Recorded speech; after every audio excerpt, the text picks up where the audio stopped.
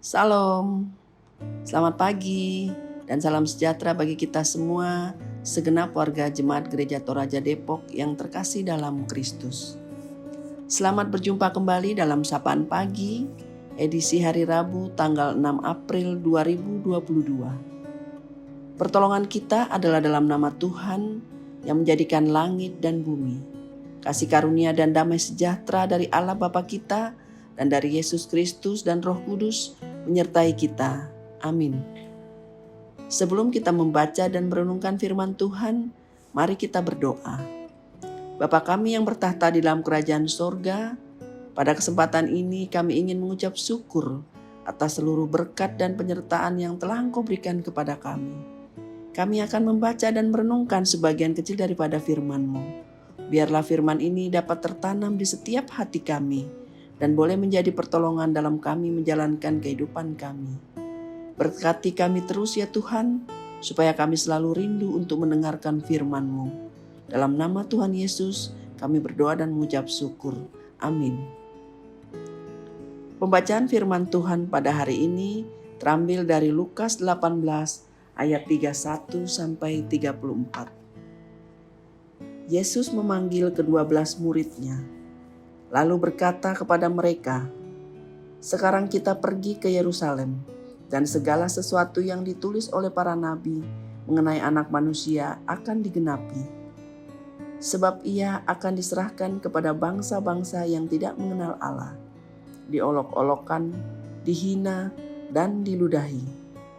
Dan mereka menyesah dan membunuh Dia, dan pada hari ketiga Ia akan bangkit.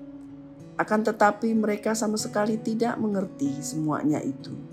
Arti perkataan itu tersembunyi bagi mereka, dan mereka tidak tahu apa yang dimaksudkan." Renungan firman pada hari ini berjudul Kasih di Balik Cambuk Romawi. Cambuk atau cemeti adalah alat pukul yang biasanya lentur, yang berfungsi mengendalikan hewan ternak, seperti kerbau, sapi, atau kuda.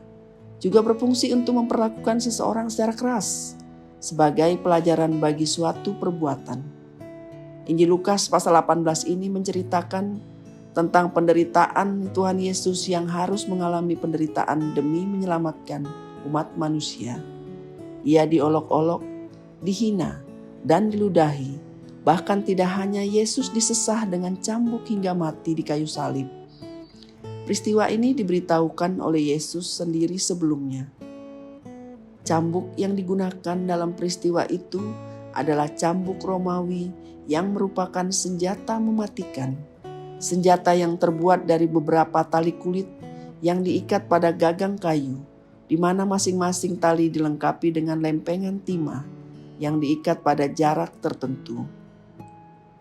Hal ini menunjukkan bahwa inilah pola kerja yang Allah lakukan untuk menunjukkan kasih-Nya kepada kita. Pola kerja yang berkorban demi kebaikan umat-Nya. Hal ini mengajarkan kepada kita bahwa kasih yang sungguh harus dengan kerelaan berkorban. Siap mengikuti Yesus berarti siap untuk berkorban bagi sesama. Orang percaya banyak yang ingin mengikut Kristus, tetapi tidak rela memberi dirinya bagi kebaikan sesamanya. Padahal yang Tuhan Yesus maksudkan adalah ketika kita menjadi pengikut-Nya, maka harus diikuti dengan kesiapan kita untuk melayani sesama. Sebab kemuliaan Kristus adalah kesiapan yang menderita bagi kita. Maka mari kita menjadi pelayan bagi sesama. Amin. Saudara-saudaraku yang kekasih, mari kita satu dalam doa. Kita berdoa. Bapa yang baik, kami bersyukur Engkau mengizinkan kami menjumpai hari baru, kehidupan baru. Kami bersyukur disambut oleh firman-Mu tentang kasih di balik cambuk Romawi. Buat kami mengerti firman-Mu ini dan memeliharanya dalam kehidupan kami. Terima kasih untuk hamba-Mu Diaken Leni Winati yang Tuhan pakai dalam pemberitaan firman pagi hari ini. Berkati kehidupan pribadi, keluarga, karir, dan juga dalam pelayanannya. Biar selalu memuliakan Tuhan. Kami bersyukur untuk berbagai hal yang mensukacitakan, seperti pertambahan usia Rafael Kinaya Nayaka Lolo Bapak Effendi Martinus, Arlin Kristal RTR, Ibu Asnah Paliba, dan saudara-saudara yang tidak tersebutkan namanya yang berulang tahun hari ini. Tuhan, buat mereka bersuka cita dengan pertambahan usia, sekaligus menghitung hari-hari hidup yang Tuhan berikan agar beroleh hati yang bijaksana. Demikian juga jika ada yang berulang tahun pernikahan, Tuhan memberkati keluarga mereka dan berbagai sukacita jemaat. Biarlah kemuliaan hormat hanya bagi Allah, sumber berkat, sumber hikmat, sumber segala yang baik. Kami berdoa buat saudara-saudara kami yang berada dalam kelemahan tubuh. Tuhan memberkati, Tuhan melawat, Tuhan menolong mereka, menguatkan dalam iman, percaya, dan besar harapan kami bahwa mereka akan tersembuhkan oleh cinta kasih Allah. Terkhusus kami mendoakan Mama Retsa yang sedang menjalani kemo hormonal.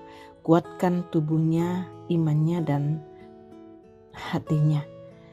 Demikian Opa Lukas yang telah menjalani operasi katarak, dan kakak dari Opa Lukas yaitu Oma Maria Linting yang dirawat di Rumah Sakit PCC Makassar dalam kondisi kritis pada saat ini.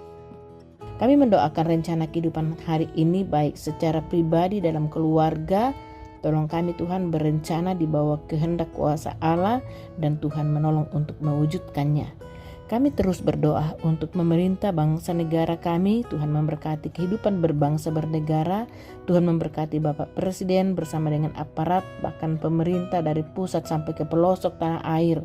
Tuhan, Engkau memakai mereka di dalam menyatakan kasih-Mu dan kebaikan-Mu bagi segenap rakyat.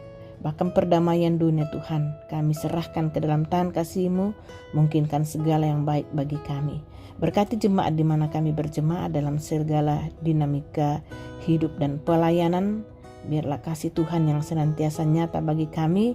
Bersama-sama jemaat-Mu selalu terbangun dalam iman yang benar kepada Kristus. Bapa di sorga, izinkan kami melalui hari ini hanya dengan kuat kuasa dan pertolongan-Mu saja. Di dalam nama Tuhan Yesus kami berdoa. Amin. Saudara-saudaraku yang kekasih, jalani hari ini dengan pertolongan Allah. Damai sejahtera Allah yang melampaui segala akal akan memelihara hati dan pikiranmu dalam Kristus Yesus dengan pertolongan Roh Allah yang kudus. Amin. Demikian sapaan pagi bersama Majelis Gereja Toraja Jemaat Depok. Selamat berkarya, tetap semangat, jaga kesehatan, Tuhan Yesus memberkati.